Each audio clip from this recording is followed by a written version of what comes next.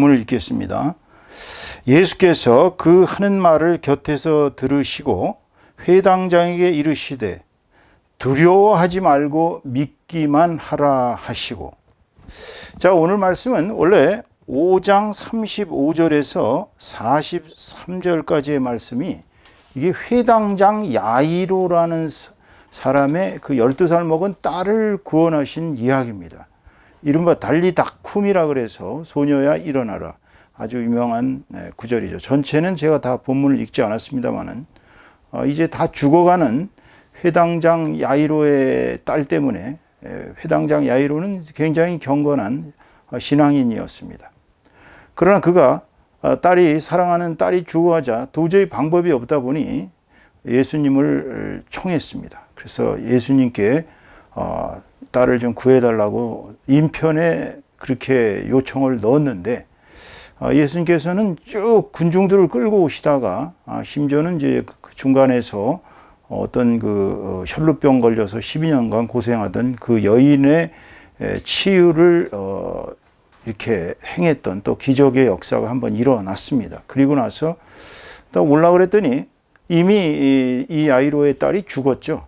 죽어가지고 이제 사람들이 야이로에게 구태야 예수 선생을 부르지 마라. 이미 죽었는데 뭐 부르면 뭐하냐라고 하자 이제 사람들이 수군거리는 것을 예수님께서 들으시고 두려워 말고 이제 믿기만 하라. 이 유명한 말씀을 하시면서 그 집에 들어가서 그 12살 먹은 야이로의 딸을 구원하시는, 그리하여 그가 살아난, 12살 먹은 어린 소녀가 살아난 기적의 역사를 이야기하고 있습니다. 오늘 제가 이 말씀을 준비하게 된 이유는 사실 지난주죠. 그러니까 오늘이 일요일이니까 그 지난주 월요일 날부터 한 주간 내내 이 삶과 죽음의 문제가 아주 심각하게 대두가 되더라고요. 첫째로는 제가 월요일 날 당진시에 있는 어떤 그 요양원에 지금 요양하고 계시는 저희 장모님을 문병을 간 적이 있었습니다. 연세가 올해 78세신데 한국 나이로 너무나 다리가 아파서 괴로워하시더라고요. 걸을 수가 없다고 괴로워하셔요. 가슴이 찢어지듯이 아파서 견딜 수 없을 정도로 한 15분간, 그것도 면회라고 해봤자 아시다시피 요새 요양원 면회는 그냥 이 비닐으로다 이렇게 쳐놓고 그 비닐을 놓고 그 사이에서 이제 대화를 하는 것입니다. 만져볼 상황도 못 되고 겨우 한 15분 허락하는데 간신히 한 5분 더해서 20분 정도 면담을 하고 그렇게 문병을 하고 나왔습니다. 차 안에서 저희 작은 처남이 이제 올해 이제 40대에 있는데 촌데, 그 처남이 이제 이야기를 하는 거예요. 저 어머니 같이 자기 동네에, 그 시골 동네에 70, 80대는 할머니들이 지금 걷지 못하는 사람들이 너무나 많다는 거예요. 너무나 괴로워하고 걷지 못하는 사람들이 많이 있다는 거예요. 제가 그 소리를 들으니까 가슴이 찡하더라고요. 왜냐하면 저 자신도 뭐 머지않아 70대가 될 거고 또 80대가 됐을 때 이렇게 걷지 못하고 다리가 아파서 고통당하면 어떡하나, 막 그런 생각도 들더라고요. 그날 이제 저희 동네에 있는 그 한의원에 이제 여자 한의사님이 한 분 계시는데 아직 40대가 안 되신 분입니다. 제가 일평생 만났던 한의사들 중에 가장 뛰어난 의술을 가지고 마음도 아주 착한 굉장히 뛰어난 한의사십니다. 저희 가족의 이제 일종의 주치이죠. 저희 와이프, 뭐 아들 할 거 없이 몸이 좀 좋지 않으면 가서 치유를 받는 분인데, 이분한테 이제 제가 침을 맞을 때 뭐 한 10분여도 시간이 안 되죠. 근데 그런 얘기를 하시는 거예요. 자기 아시는 목사님이자 대학 교수님 한 분이 한 3년 동안을 이제 그 암투병으로 치유를 받으셔서 많이 좋아지셨는데 최근에 다시 악화되셔갖고 뼈꺼까지 이제 암이 퍼졌다는 겁니다. 그러면서 뭐라 그러시냐면, 과연 하나님이 살아계시다면 어떻게 이렇게 신실하신 분을 이렇게 참 고통을 주실 수 있느냐는 겁니다. 그 말을 들으니까 제가 뭐라고 할 말이 없더라고요. 왜냐하면 뭐 짧은 시간 동안에 그 복잡한 신학적 이야기를 할 수가 없지요. 그래서 제가 예전에 다니던 신학대학원에 제 선배 목사, 물론 나이로 보면 저보다 한 20년 정도 어린 젊은 목사입니다. 엘 목사님이라고. 이분은 대단히 스포츠맨이었어요. 저희 학교에서 가장 그 스포츠에 뛰어난 분으로 뭐 축구, 농구 뭐 할 거 없이 못하시는 운동이 없을 만큼 만능 스포츠맨이고 굉장히 사람이 활달했습니다. 거기다가 또 나이가 20살이 더 많은 저를 후배처럼 아주 잘 가르쳤어요. 사실은 그 인생에 대해서 또는 그 신앙에 대해서 제가 좀 잘못 생각을 할 때마다 바로잡아 주신 아주 그런 좋은 분입니다. 어려울 때마다 도와주시고 이런 아주 훌륭한 목사님이셨는데, 졸업을 하시고 그분은 이제 한국에서 이제 목회학을 이미 끝내서 목사 안수를 받고 미국에 와서 이제 신학 석사 학위를 하나 더 받고 이제 뉴욕에 있는 제 은사의 교회에 이제 가셨는데, 갑자기 교통사고가 나셨다는 거예요. 그러더니 교통사고가 나신 뒤에는 진단을 받아봤는데 직장암이 발견이 되었습니다. 그것도 암이 한 10cm 정도, 직장암이 10cm 정도 자라려면 약 20년이 걸린다는 거예요. 그러니까 20년 동안 직장암을 달고 사신 겁니다. 그리고 나서 이제 또 한 번 또 교통사고를 또 당하셨습니다. 그러다 이번에 이제 수술을 또 받으셨는데 잘못 받으셔갖고 거의 죽음 일보 직전에 이르렀습니다.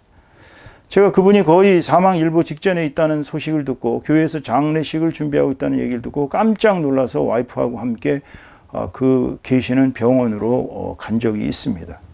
거의 뭐 시체 수준이더라고요. 뭐 얼굴이 완전 창백해서 도저히 살아날 것 같지 않고 눈물을 억지로 참고, 그 상황에서도 저보고 그때 당시 제가 이제 안수를 받으러 한국을 간다고 그랬더니 봉투를 하나 주시더라고요. 안수 잘 받고 오시라고. 참 그런 분이셨습니다. 그리고 이제 한국에서 다시 이제 안양에 계실 때 만났습니다. 항암 치료를 한국에 돌아오셔서 35회를 받으셨는데 결국은 마지막 안양에서의 만남을 끝으로 이제 고향 울산으로 내려가셨는데, 울산에서 다시 2달 만에 돌아가셨다는, 소천하셨다는 이야기를 들었습니다. 제가 그 얘기를 간단하게 우리 그 제 주치의신 한의사 그 여선생님에게 말씀을 해줬죠. 이런 일도 있다고. 나이가 40이라고 안 죽는 것도 아니고 나이가 80이라고 꼭 죽는 것도 아닙니다. 그랬는데 그게 이제 월요일 날이었어요. 그런데 화요일 날 또 조용기 목사님이라고 여러분 아시다시피 여의도 순복음교회를 개척하신 세계 최대의 교회를 일구시고 아마 20세기 최대의 전도자이셨을 겁니다. 아마 빌리그레암과 마찬가지로 아마 빌리그레암보다 더 많은 사람들에게 복음을 전한 그런 위대한 목사님이신 조용기 목사님이 1년 동안 뇌졸중으로 투병하시다가 지난 화요일 날 소천하셨습니다. 이제 거기서 끝났으면 그런가 보다 그랬는데, 또 금요일 날 제 의동생 친구가 이제 천안에 살고 있는데 금요일 날 카톡이 왔어요. 뭐라고 하냐면 암에 걸린 자기 직장 동료이자 선배를 문안을 간다는 거예요. 참. 그러니 일주일 내내 제가 들은 얘기는 사람이 아파서 움직이지 못한다는 얘기, 암 얘기, 그 다음에 또 그 위대한 목사님의 소천, 이런 등등을 봤을 때 과연 삶이란 무엇이고 죽음이란 무엇인가에 대해서 한 번쯤은 짚고 넘어가야 되지 않겠는가. 지금 뭐 꼭 크리스찬이 아니라 하더라도, 믿음이 없는 사람이라 할지라도 삶이란 뭐고 죽음이란 뭐냐에 대해서 대단히들 궁금해하고 있을 것입니다. 뭐 삶이란 살아있는 것이죠. 한마디로 얘기해서. 그런데 그거는 세상적인 생각이고요. 성경에서는 이렇게 얘기하고 있습니다. 창세기 2장 7절에 보면 이렇게 얘기하고 있습니다. 여호와 하나님이 땅의 흙으로 사람을 지으시고 생기를 그 코에 불어 넣으시니 사람이 생명이 되니라. 이렇게 창세기 2장 7절에 나오는 얘기입니다. 그런데 여기 그 하나님께서 이 땅의 흙으로 사람을 빚으셨다고 그랬는데, 사실 여러분들 알다시피 사람의 몸은 약 6조 개의 한 6천억 개인가요? 그 정도의 세포로 이루어져 있습니다. 근데 이 세포의 성분이 사실 흙에 있는 모든 요소들을 다 가지고 있다는 것이 밝혀졌어요. 근데 사람이 지어진 것을 보면 꼭 이렇게 뭐 흙으로 무슨 인형을 빚듯이 이렇게 지으신 거 아닙니다. 성경은 간단히 나와 있지만 사람이 뭐냐라고 이제 우리가 생물학적으로 분석을 해보면 아시다시피 우선 게놈 지도가 있죠. 그래서 RNA, DNA 모든 유전자 정보가 게놈 지도를 통해서 인간의 형상이 만들어집니다.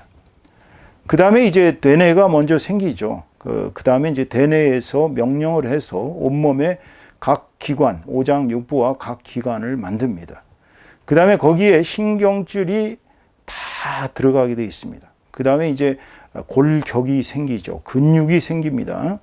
그 다음에 이제 우리 피부가 생깁니다. 그래서 이제 우리 같은 이제 이런 형상을 가진 인간이 됩니다. 그러니까 인간의 몸은 아시다시피 가장 중요한 것은 이제 우리의 심장입니다. 심장과 폐입니다. 심폐기능을 우리 의학적으로는 아시다시피 이제 심장이 멎은 것을 죽음이라고 합니다. 죽었다고 얘기를 합니다.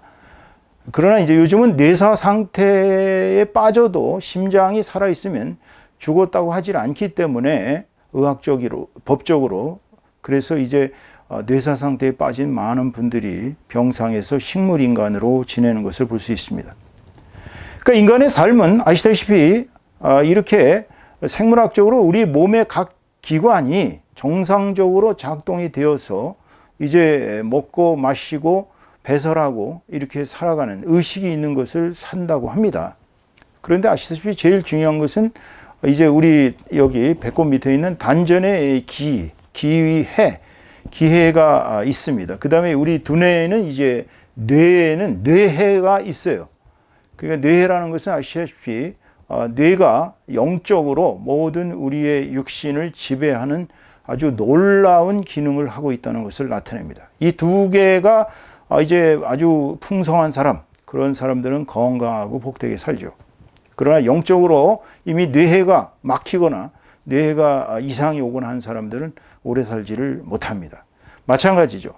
이 단전에 있는 기해의 기가 약하면 오래 살기가 어렵습니다. 기가 약한 분들은 아무래도 건강이 좋지 않아서 오래 살기가 어렵습니다. 이것이 성경적으로 얘기하는 삶입니다.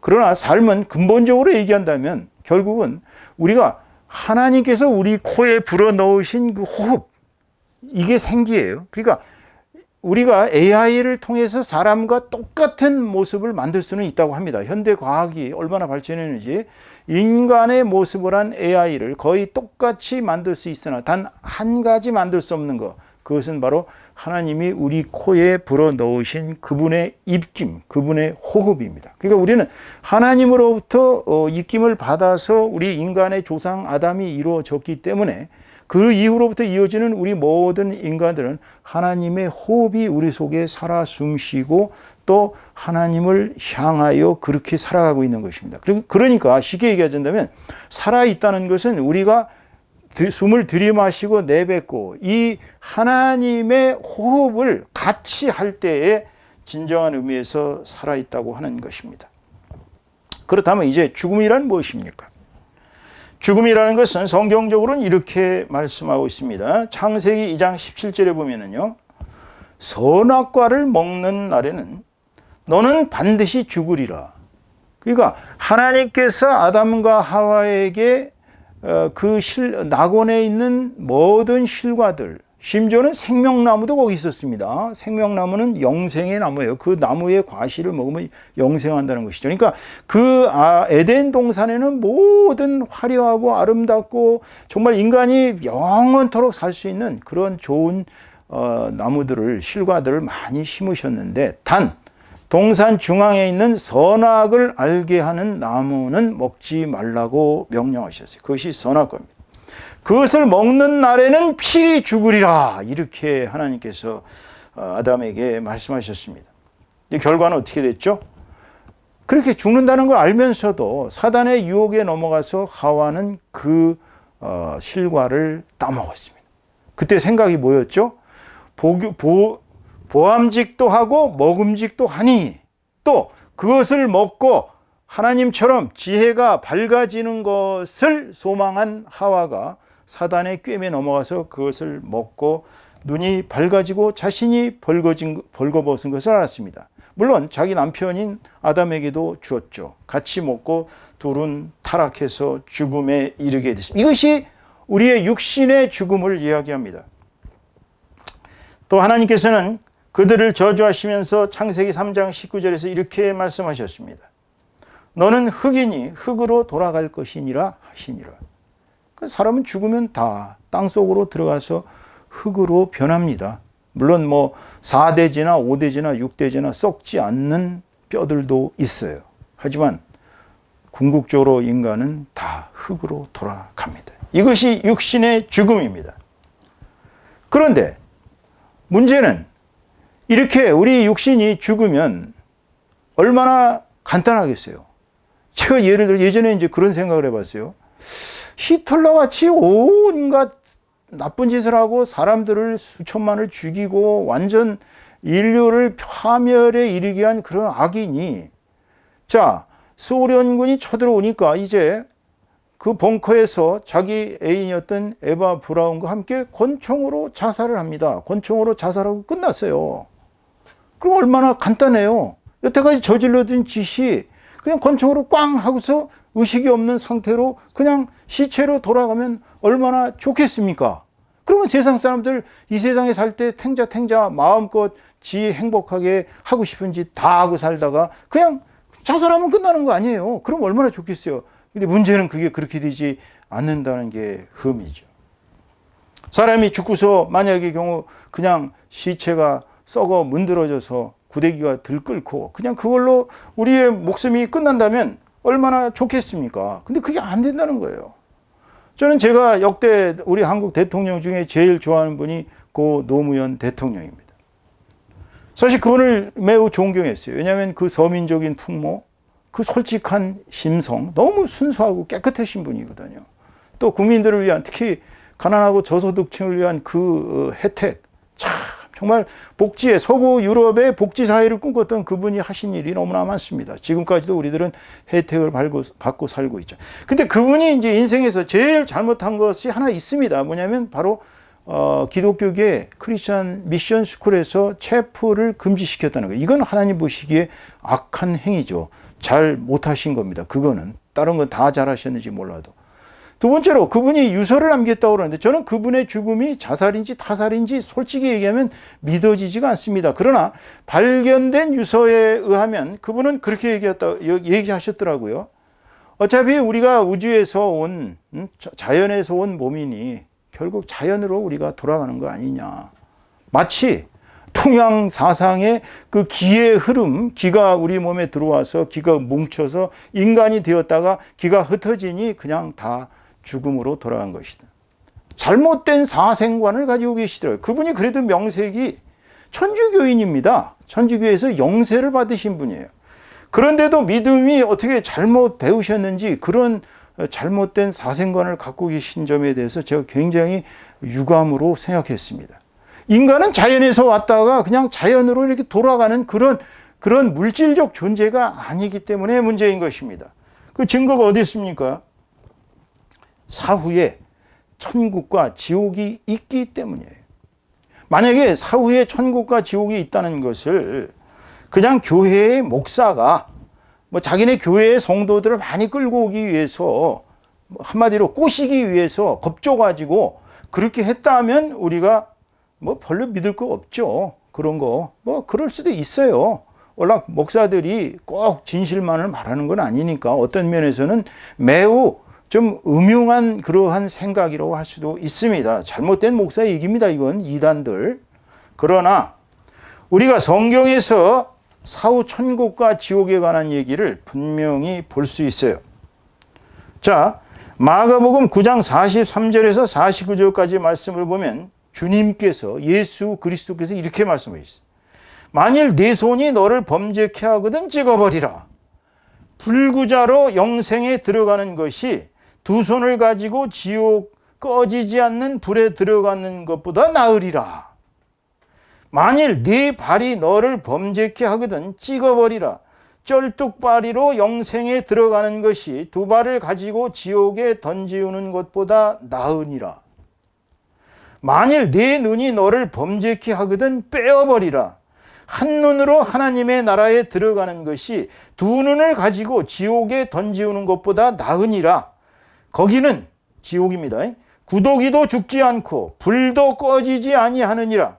사람마다 불로서 소금치듯 함을 받으리라. 예수 그리스도께서 얘기하신 거예요.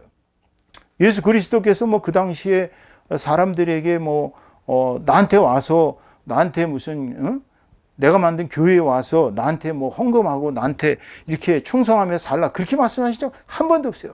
예수님은 3년 동안 아픈 사람들, 괴로워하는 사람들, 귀신 들린 사람들, 죽은 사람 이런 사람들을 소생 살리는 데에다가 역점을 두셨고 자기의 모든 것을 다 그냥 이렇게 베푸시기만 하셨지 한 번도 자기 그러니까 나한테 뭘 어떻게 해라, 나한테 바쳐라 이렇게 하신 적이 한 번도 없어요.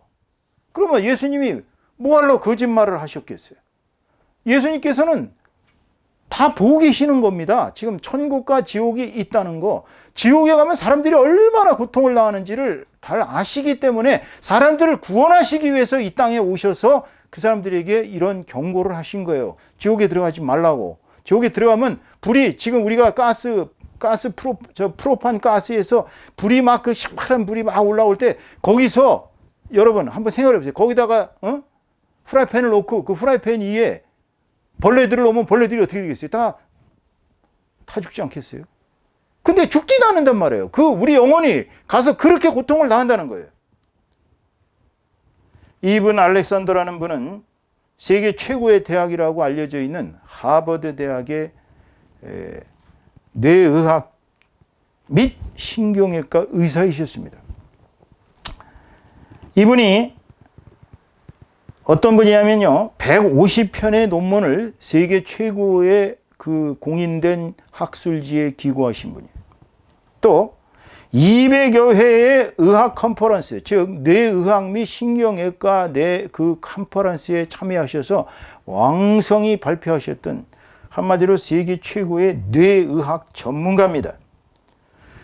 2008년 11월 14일 54세의 나이로 이분이 갑자기 몸에 병이 발발해서 이 대뇌의 심피질이 죽었습니다. 대뇌의 심피질은 뭐냐면 우리 몸이 이렇게 활동을 하기 위해서는 우리 대뇌가 다 명령을 하는데요. 한마디로 모든 신경과 우리 육신의 모든 것을 컨트롤하는 부분이 대뇌입니다. 그 심피질이 정지됐어요. 그래서 이분이 7일간을 죽어 계셨습니다. 죽었어요. 죽어가지고 사망 판정을 받았는데 이분이 한 얘기가 이렇습니다. 자, 7일간 이분은 황금빛의 새하얀 가는 빗줄기들, 이 빗줄기들이 쫙 비칩니다. 그 다음에 전원 같은 아주 그냥 화려하고 너무너무 아주 아름답고 아주 고요하고 평화로운 전원의 풍경이 펼쳐지며 또 거기에 자신을 이끄는 그런 둥그런 모양의 반짝이는 존재가 자기를 계속 이끌고 왔습니다. 그 세상을 다 보여준 거예요. 아주 황금빛으로 이루어지고 황금으로 이루어지고 온갖 아름다운 그런 그 세상으로 들어갔습니다.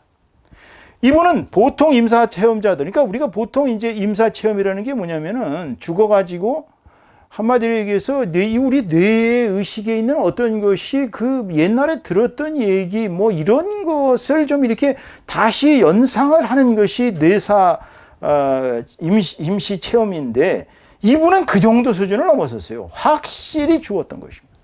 그래가지고 아주 심원한 깊은 곳까지 여행을 했습니다.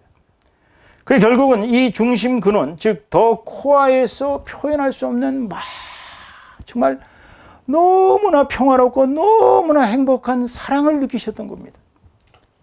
그리고 나서 이분은 눈을 뜨셨어요. 7일 만에. 그러면서 이분은 자기가 죽어가지고 이 체험했던 이 천국의 이 모습을 책으로 썼습니다. 책으로 쓰시고 자기는 도저히 이제는 이 세상적인 것을 더 이상 가치를 둘 수가 없다는 사실을 깨달았습니다. 그래서 이분은 교회에 가셔서 바로 등록을 하시고 크리스찬이 되셨어요. 이분의 결론은 그겁니다. 여러분들 결국은 우리 육체와 우리 육체가 죽는다는 거, 심장이 멎는 겁니다. 의학적으로 심장이 멎었습니다. 사망하셨습니다. 아마 주변에 가족들이나 친척들 죽는 장면 보신 분들은 병원 가보면 알 수 있습니다. 저도 제 아버지가 82세 되시던 해에 갑자기 아침에 일어나셔서 야 병원 가자. 물론 밤새내 고통을 당하셨고 와이프가 치료하느라고 했지만 뭐 돌팔이가 뭐 어떻게 할 수 있었겠습니까. 그러나 여하튼 병원 가자 그래서 갔는데 막 그 심전도가 어마어마하게 이렇게 막 그냥 수직으로 오르내리면서 괴로워하시더니 병원에서 빨리 의정부 성모병원으로 모시고 가라고. 그래서 119 타고 삐뽀 하면서 갔어요. 갔는데 의사들 결론이 그거였습니다. 지금 굉장히 위험하시다고. 서울로 가자니 시간이 없고. 그렇다고 지금 사실 수 있는 유일한 길은 이제 유로키나제라는 그 심장에 혈관이 지금 막혀 있는 그걸 뚫어야 되는데 만약에 이거 하다가 돌아가실 수도 있으니까 어떻게 하시겠냐고. 서명을 하시겠냐고. 아니 뭐 그 상황에서 제가 취할 수 있는 길이 뭐가 있어. 하필이면 또 저밖에 없었어요. 제가 그래도 평생 불효를 했는데 아버지하고 갈등이 많아서 불효를 했는데 하필이면 저밖에 없었어요. 그러니 어떻게 해요. 그때 뭐 예수 믿을 때도 아닙니다. 그래서 뭐 아버지야 뭐 워낙 건강하셨고 저는 충분히 100세 이상 사신다고 확신했기 때문에 워낙 강건하셨던 양반이라 그래서 예스 하고 사인을 했어요. 45분 동안 유로키나제 하나가 투입될 때까지는 멀쩡히 살아 계시더라고요. 그런데 두 번째 것이 투입되고 15분 지나니까 갑자기 야 답답하다 그러시는 거예요. 그래서 제가 간호한 의사 선생님하고 막 큰 소리로 불렀습니다. 그러자 이제 막 달려왔어요. 근데 그 순간 돌아가셨어요. 정말 기가 막히더라고요. 삶과 죽음이 순식간에 이야 정말 1초도 안 되는 순간에 돌아가십니다. 여러분 이 박사께서는 결국은 얘기가 그거예요. 우리 육체의 죽음, 뇌의 죽음이 이 의식의 종말이 아니라는 거예요. 우리의 의식이 이제 끝났다. 더 이상 우리는 이제 다 이 세상 종말이다. 그러니까 모든 것이 everything is okay 하고 끝나는 게 아니라는 겁니다.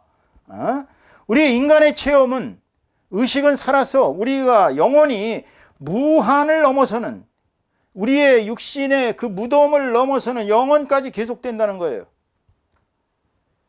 여러분, 이분은 깨닫으셨습니다. 우리들 하나하나를 사랑하며 우주와 모든 존재들이 궁극적으로 어디로 나아가고 있는지를 보살피고 계시는 하나님, 가시 존재한다는 것을, 그래서 우리 의식이 계속된다는 것을 깨달았다고 이분은 기록하고 있습니다. 여러분, 인간의 삶과 죽음은 하나님의 손에 달려 있습니다. 동양에서는 이것을 뭐라고 얘기합니까? 인명은 제천이다 이렇게 얘기하죠. 사람의 목숨은 하늘에 달려 있는 것이다. 내가 죽고 싶다고 죽고 내가 살고 싶다고 사는 게 아니에요. 제가 다니고 있는 그 S대 대학원의 어느 교수님께서는 심장 마비가 일어나셔서 죽음 일보 직전까지 가셨다가 수술하시고 살아나셨습니다. 이분이 수업하시기 전에 항상 학생들한테 하는 얘기가 그거예요. 물론 거기는 80 먹은 할아버지부터 시작해서 20대 이르기까지 연령층이 참 다양합니다. 근데 그분이 항상 하시는 얘기가 그 얘기를 하십니다. 여러분 오늘 이렇게 좋은 날 살아서 이렇게 여기 와서 이 강의를 들을 수 있는 것이 얼마나 행복한 건지를 아셔야 합니다. 여러분이 지금 살아서 밥 먹고 열심히 밥 먹고 이렇게 사람들하고 교제하며 즐겁게 살아 있다는 것이 얼마나 행복인지를 아셔야 합니다. 꼭 그 얘기를 하시고 강의 시작했어요. 저는 그 강의에 들을 때마다 그분의 그 소리에 고개를 끄덕거렸습니다. 왜냐하면 제가 뭐 인간의 생명, 인간의 의식을 다루는 영혼을 다루는 목사이기 때문에 목사의 가장 큰 고민은 바로 그런 거거든요. 삶과 죽음에 관해서 내가 해줄 수 있는 게 뭐가 있느냐라고 물어봤을 때 정말 암에 걸려 고통당하는 분들 주변에 많습니다. 뭐 중보기도 새벽 때마다 해드리는 그거밖에 없지요. 하나님께서 기도 소리를 들으시고 치료해 주실 수도 있겠지만 결국은 내가 살고 죽는 거 이거 모든 거 하나님 손에 달려 있습니다. 그래서 인명은 제천이라는 얘기를 저는 알기 때문에 그분의 말씀을 그분이 왜 그랬는가를 나중에 얘기를 들어보니까 그런 경험을 하셨기 때문에 생이 삶이 얼마나 소중한 것이고 하나님께로부터 받은 그 은혜가 얼마나 큰 걸 아시기 때문에 그분은 그렇게 꼭 강의를 시작할 때마다 그 좋은 얘기를 학생들한테 들려주시는 겁니다.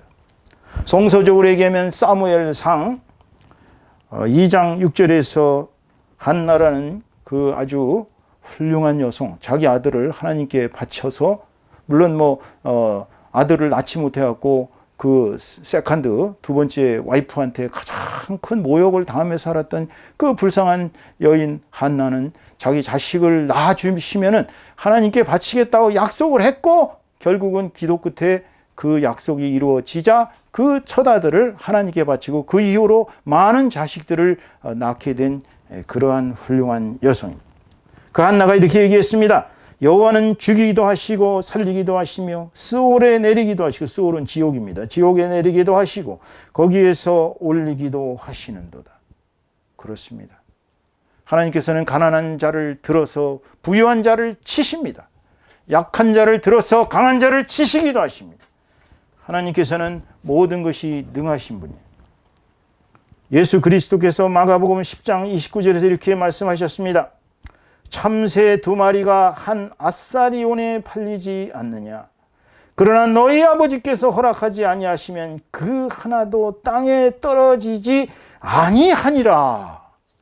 하늘에 있는 참새 2마리가 땅에 떨어지는 것도 하나님이 허락하시지 않으면 떨어지지 않는다는 거예요. 여러분이 하고자 하는 모든 것이 내가 하고 싶다고 되는 것이 아니고 하나님이 허락하셔야 되는 거예요. 내가 죽고 싶다, 나 정말 인생 그만 살래 하고, 그게 끝이 아니에요. 하나님이 허락하셔야 된다는 겁니다. 여러분, 여러분의 영이 지금 죽어 계십니까? 여러분의 영이 지금 살아 계시다고 생각합니까? 만일 여러분의 영혼이 하나님과 동행하며 하나님과 함께 호흡을, 그분이 주신 그 호흡을 하나님과 함께 호흡을 하지 않는 삶이라면 여러분은 진정으로 사는 것이 아닙니다. 오늘 본문 마가복음 5장 36절에서 얘기하는 두려워하지 말고 믿기만 하라, 이 소리는 여러분, 이 세상 삶과 죽음에 관해 두려워하지 마십시오. 동양인들은 이것을 생사는 이려하다 그래서 가진 깨달음과 도의 경지로 생과 사가 같다라고 얘기했지만, 제가 여태까지 성경을 수십 회, 수백 회 읽으면서 또 제 자신이 계속 하나님께 기도하면서 이 세상에 유교, 불교, 도교, 무슨 여러 가지 종교들을 다 섭렵하고 서양 철학, 동양 철학 다 섭렵하고도 제가 깨달은 사실은 바로 하나님을 믿으면 두려워할 필요가 없다는 것입니다. 왜? 우리의 생명이 끝나는 것이 아니라 저 세상, 저 천국의 영원한 삶으로 갈 수가 있기 때문입니다. 주님은 우리에게 영생을 주신다고 약속하셨고, 우리가 두려워하지 말고 믿기만 하면 우리가 하나님께로 나아갈 수 있다는 것이 명확합니다.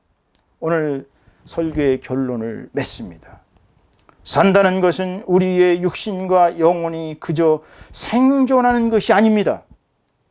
우리는 우리를 지으시고 우리를 사랑하시는 하나님과 함께 호흡을 하면서 그분이 주신 생기를 우리가 계속 그분과 함께 호흡을 하면서 사는 것이 사는 것이고, 우리가 죽는다는 것은 우리의 육신이 죽어 그야말로 기로다 흩어지는 것이 아니고, 우리는 천국으로 가든지 지옥으로 가든지 어느 쪽으로 가든지 우리가 살아서 예수 그리스도를 믿느냐 안 믿느냐에 따라서 우리의 삶이 결정되기 때문에 우리의 죽음 뒤에는 영원한 복락과 영원한 고통이 뒤따른다는 사실을 깨달으시고, 여러분과 저는 새로운 영생의 길을 가기 위한 예수 그리스도를 믿는 믿음의 사람으로서 다 함께 승리하시기를 주님의 이름으로 축원합니다.